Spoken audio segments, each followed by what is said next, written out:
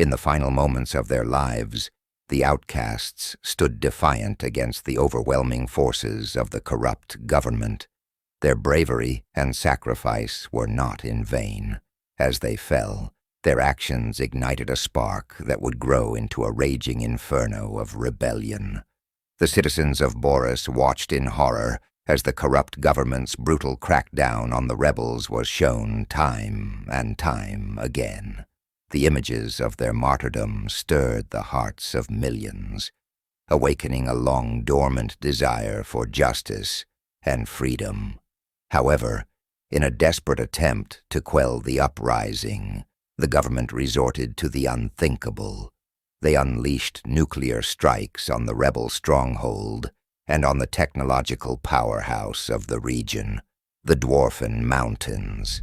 The devastating explosion obliterated the rebels, but also made the dwarfs an extinct species, slowing and downgrading technology to be more primitive. After a century of relentless conflict, a peace agreement was brokered, and Boris split itself into North and South Boris.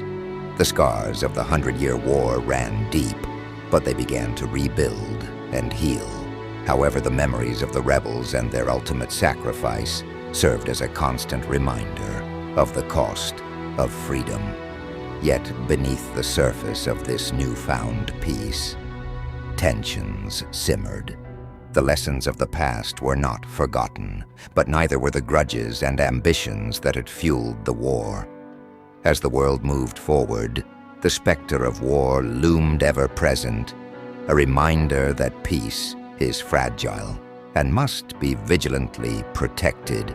As time marched on, the island of Devastator and its technology was forgotten and removed from every nearby map of the world, as to keep the horrors it contained a secret. However, rumor has it that today, 176 years later, someone has turned this abandoned island into a fortress, utilizing the technology the world forgot.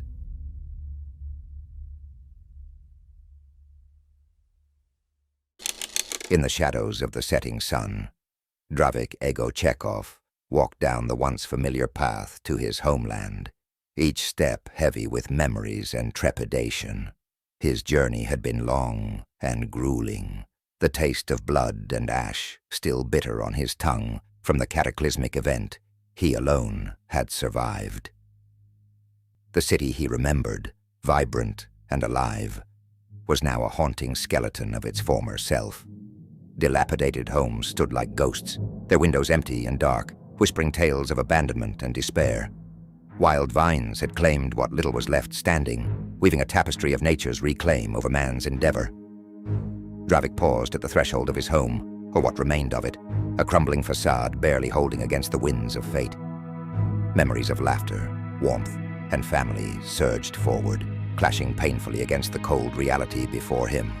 His once bustling abode, filled with love and life, was now nothing more than a silent, desolate ruin. He stepped inside, the wooden floor creaking underfoot, the sound echoing through the hollow shell.